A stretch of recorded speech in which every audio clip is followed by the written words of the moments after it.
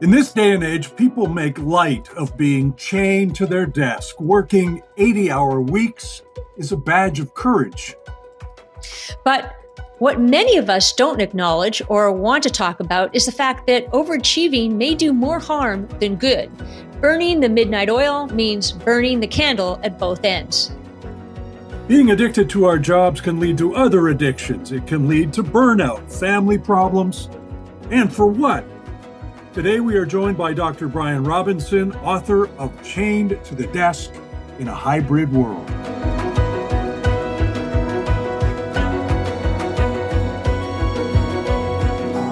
Bryan, welcome to Believe in People. Thank you, Amy. It's great to be here.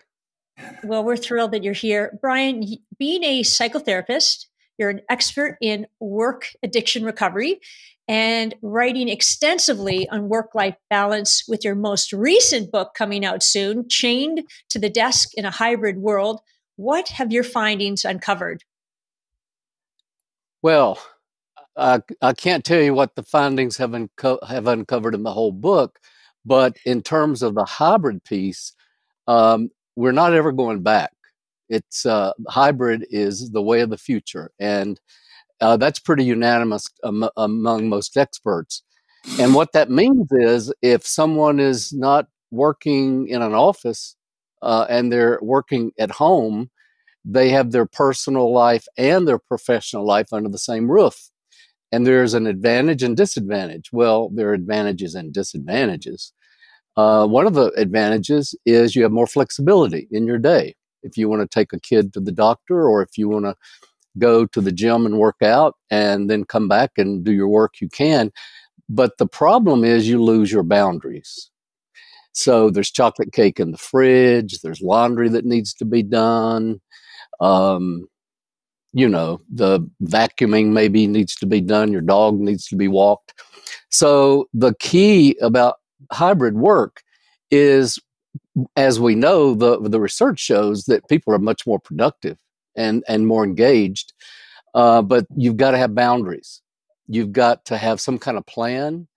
Otherwise, it becomes a problem with work-life balance, a problem most of us didn't have before the pandemic.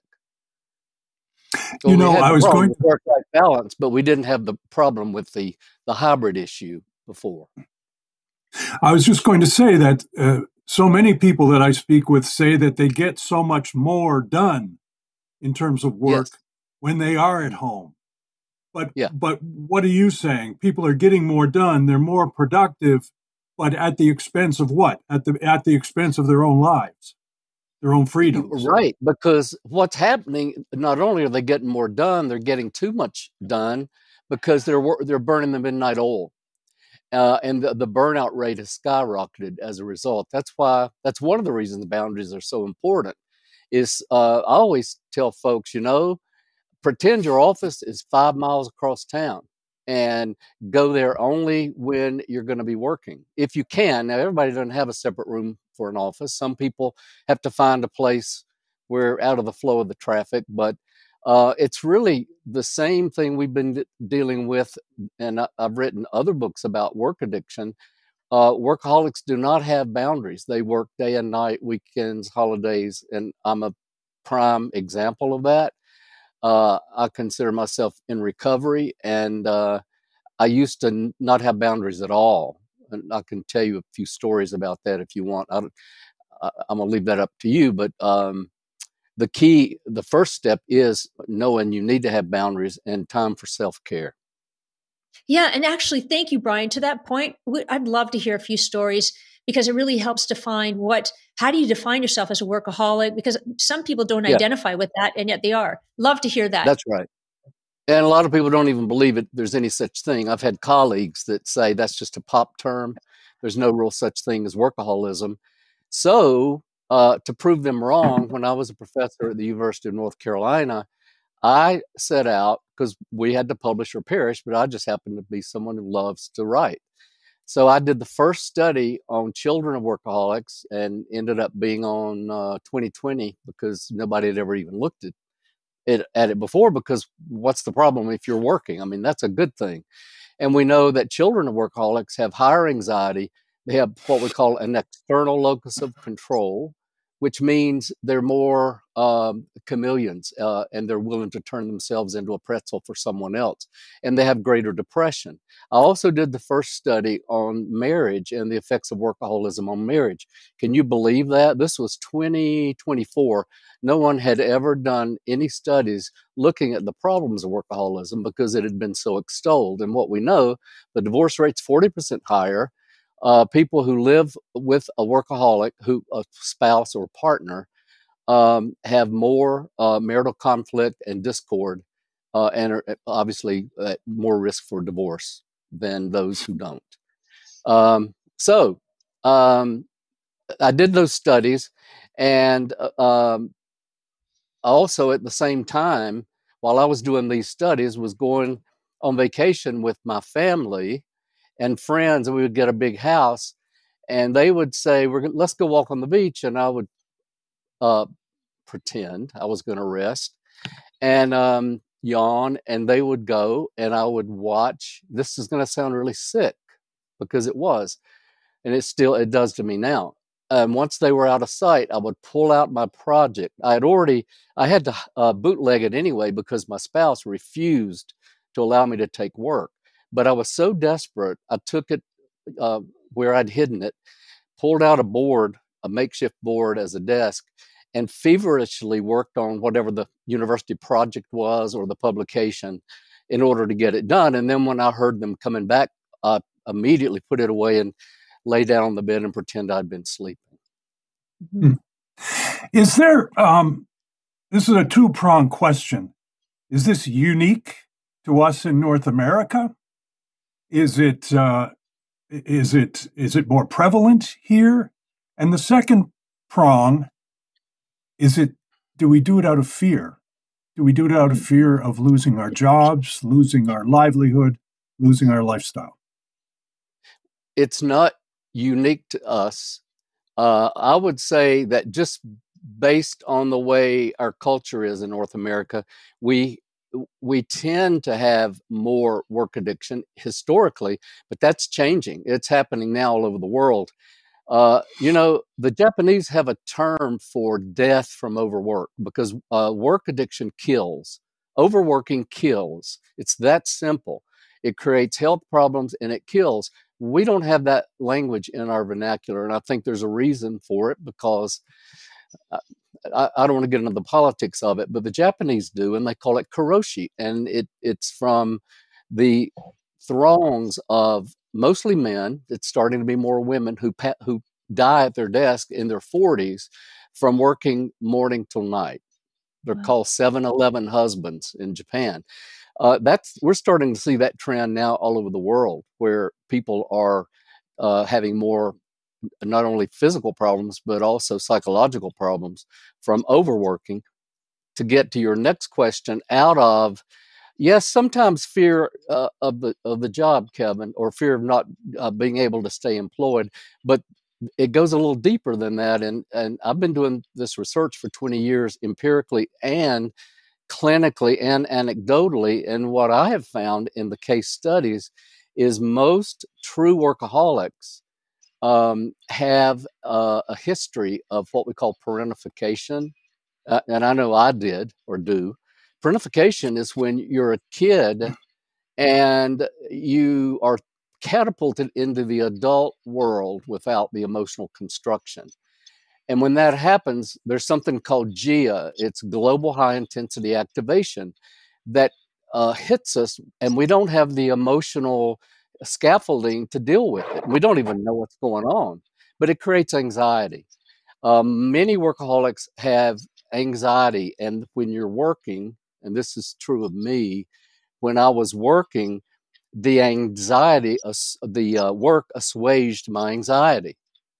I remember there was one point at the university when I had a whole weekend empty. Now, most people would say, well, I can't wait.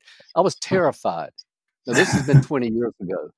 I was terrified. So I found a call for grants, and I remember folding that computer printout under my arm, just like an alcoholic putting a bottle under his arm, and how calm I felt that I knew what I'd be doing that weekend. And that comes from a certainty. And uncertainty, we know there's tons of data on this, creates anxiety. So many workaholics either are coming from a place of anxiety, and if you're afraid of losing your job, of course, that's going to exacerbate anxiety that you're bringing anyway. And there's some who are using it to feel better about who they are. Most of these problems, just like alcoholism, come from dysfunctional childhoods. I grew up in an alcoholic family, and many of the people that I've seen grow up in either alcoholic families or workaholic families, or there's some type of dysfunction which causes them to latch on to schoolwork, homework, caretaking of a younger sibling, as a coping mechanism for the anxiety, because they're swimming around in a sea of imbalance and uncertainty. And, Bryan, to your point, that's fascinating about your childhood and those who really don't understand the trauma and or triggers because I imagine that when you mentioned the story about when you were resting, but you did work, then wouldn't you have thought that if you didn't do the work, you'd have even greater anxiety? So how do you cope with that? Oh, yeah. Like, how do you transition to that? Well, you're right. That would, not having an opportunity to do it, I would be white knuckling it or drumming my fingers or be irritable with people, just like an alcoholic withdrawing from booze or a drug addict coming off a drug. People don't realize the similarities between work addiction, which I prefer to call it because it really gives the name a legitimate, the problematic part of it, because so many people think workaholism is a good thing. But yes, and then now, what was the second part of that question? What is the option? Yes, exactly. And what skills did you learn? Like, how did you then shift your way of being? Well, I went to a treatment center with a family member who had alcoholism to help that person with their problem. And in most recovery centers, rehab centers, they have a family week. So I went to the family week, and this kind of reminds me of Ashley Judd, how she was kind of pinpointed when Winona went into recovery. That's what happened to me. And they said, you've got a problem. Of course, I chuckled, and because I'm thinking I'm here for this person. I don't have a problem. And they helped me see, first of all, there's denial with work addiction, just like there is with any addiction. And that kind of got me going through the denial. And then my marriage started to, it fractured. And that was another wake-up call. And during the separation, I felt like my life was, sliding through my fingers. And my colleagues, I was getting awards for the research I was doing and the books I was writing. I was promoted to full professor, tenured, but that didn't really matter to me at all. I just had to keep getting the next thing done. And I was snapping at colleagues and competing with colleagues. And I finally hit a bottom physically, in addition to my marriage breaking up. Although I'm back in that marriage now and everything, we're living happily ever after so far. I just wanted to, in case I forget to say that.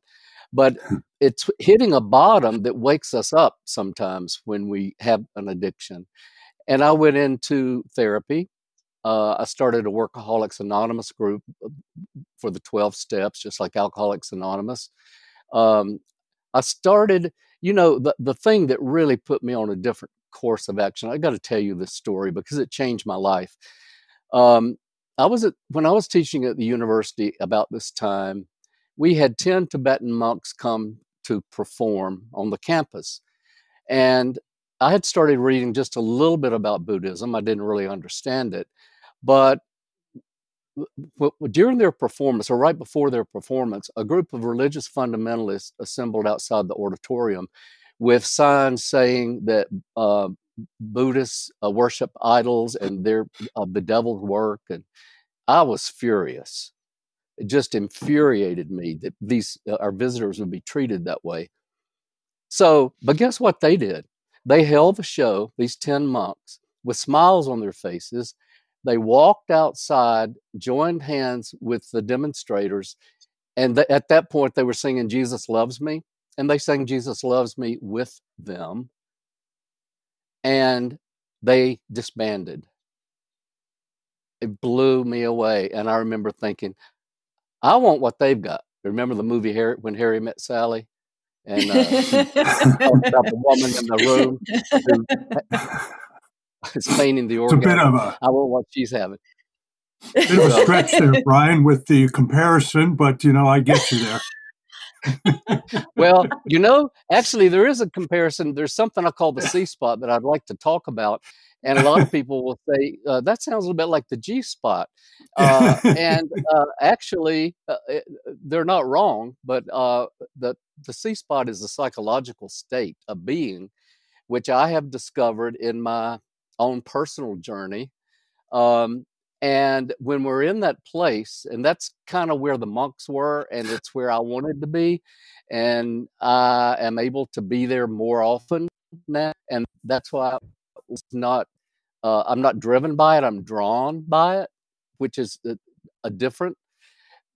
Being driven is when either someone outside of you is requiring you to do certain things and you have the pressure, or you have that little voice in your head, and that's what workaholics have, that says you have to, you must, you should. We call that masturbation.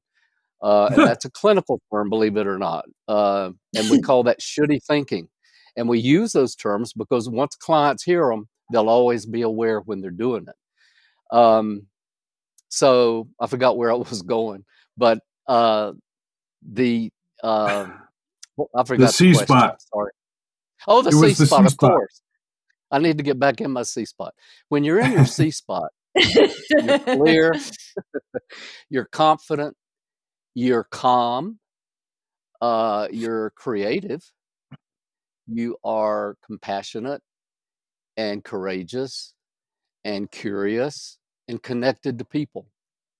Now, that's not an easy place to be 24/7, obviously, because we live in a world that keeps knocking us out of it. That's why most of us can't be there.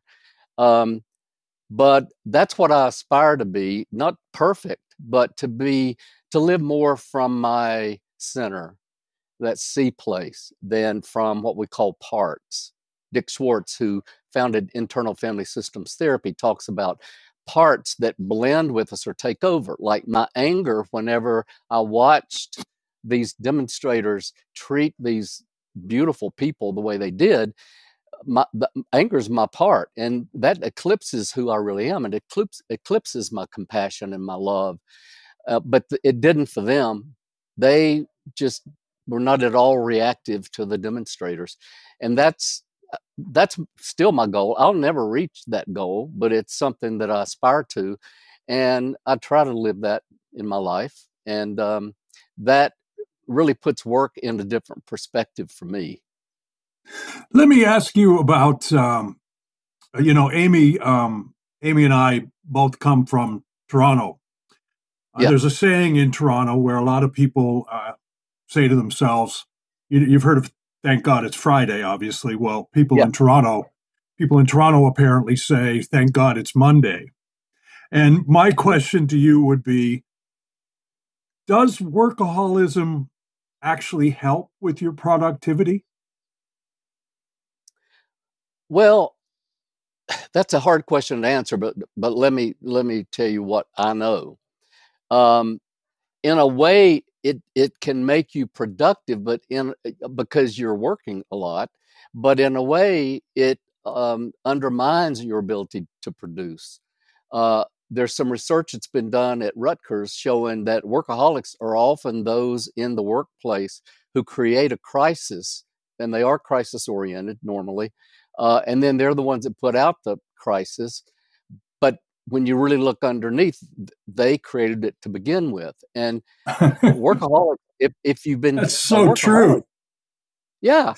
That's so if you've true. been a workaholic, if you've been a workaholic for a while, you're going to have health issues and heart problems. There's tons of whole body research on heart disease and type A personality and work addiction. So that undermines your ability to have a long career. The trajectory of a workaholic obviously goes up, hits a peak, and then it drops drastically in your 40s. That's when the physical and psychological issues really take over. And you're always, and to that point, Bryan, you are always combating this stigma around, having to perform and to be better than, and the competition and all of this language around getting things done, and there isn't enough time. So we're not embracing that as a good thing. We're basically saying, no, great, do as much work as you can. So then, how does this systematic thinking, like, how do we unravel that where it's a little healthier for us? I think it's happening a little, but what's your take on that? A little. Well, that's been my goal, is to put a stigma on work addiction, because there was none when I started the research. And my research actually shows the damage. And the book that I wrote, Chained to the Desk, in its 4th edition, also has tons of case studies with Alanis Morissette. I interviewed Jewel, Ariana Huffington, Milk, the music, incredible musician. Dan Harris. I could go on and on. Well-known Alanis, people. Didn't you speak to Alanis Morissette? Yeah. Yes. He did. Oh, more than once. I've spoken to her many times. She goes around telling people I saved her life. And I know she's from Canada. She lives in LA now, or out that way. I won't say where. But I didn't save her life. She saved her life. But she openly will talk about her own work addiction. And I actually did an interview with her on her website, one of her podcasts on her website, her talking about her own work addiction. And it's very similar to mine. When you meet someone else like Gloria Steinem, when she called me once, the first thing she said to me is, I feel like I know you. And I didn't understand what she meant, but she had read my book, and her childhood of coming home and not knowing if her mom was going to be wandering the streets or sitting quietly sewing, that uncertainty and created anxiety, and work had become her way of stabilizing herself. And when she read my story, she knew on the outside it was different, but on the inside, people who grow up and are parentified feel like they've known each other all their life. And that's what she meant the first time we spoke. And Alanis, same, the connection between the two of us. And Ariana Huffington, who you may know, talks about the day that she fell after being so burned out and she broke her cheekbone and ended up passed out and ended up in a pool of blood. And that turned her life around to creating Thrive Global, actually. So the good news is, those of us who've been through the hell of that, we come out the other side and we can just create. And here's where the creativity comes in. It's one of those C words, just incredible things. I will tell you, and I was thinking about this the other day, I am happier today and I'm older today than I've ever been in my life. I love my life. I'm not driven. I'm drawn. I do what I want to do, not what I have to do. One of the things I want to point out is, for people who are watching or listening, is there's some very simple little tools you can use that I share with people in my writing and when I talk. And it's called flip your perspective instead of flip your lid. So an example would be, I just got through writing an article for Forbes called Want to versus Have to. Now that sounds like a very simple thing. I've always said this, that if I want to do something, I'm going to be more motivated to do it. I'm going to be drawn. If I have to do it because somebody says you have to, or you must, or you should, or if I have that voice in my head that is requiring me, if you think about it, that's oppositional. It's really adding pressure to yourself. So if you're faced with a task and if you think, I want to, even if you don't want to, is there something about it that you can get excited about? You're more motivated to do it, and you're more likely to complete whatever it is. That's data. I mean, we have research on that. The other thing I wanted to mention is, if we listen to the language we use of people who are out of balance with their work, you don't have to be a work addict to be out of balance, is listen to the words you use. Deadlines.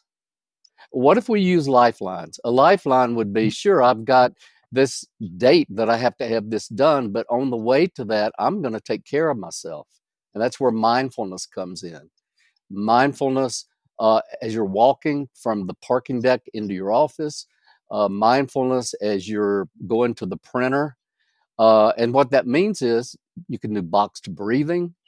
You can listen to the sounds around you. I'd like to do that with you guys if you're open to it. But you don't have to be thinking about the future or the past. If you think about the present, you're going to move into your C spot because you're going to be calmer and clearer and have more energy, right? Then, what about your tall comings? Can you, Kevin, can you tell me some of your tall comings? I have no idea what that means. Oh, that's exactly good. Instead of shortcomings, your tall comings. Exactly. Yeah, it's a word I made up. I love it. Well, I made it up. But again, it's flipping. Just if you flip that around, just think about what we know is we are hardwired with a negativity bias. That's neuroscience.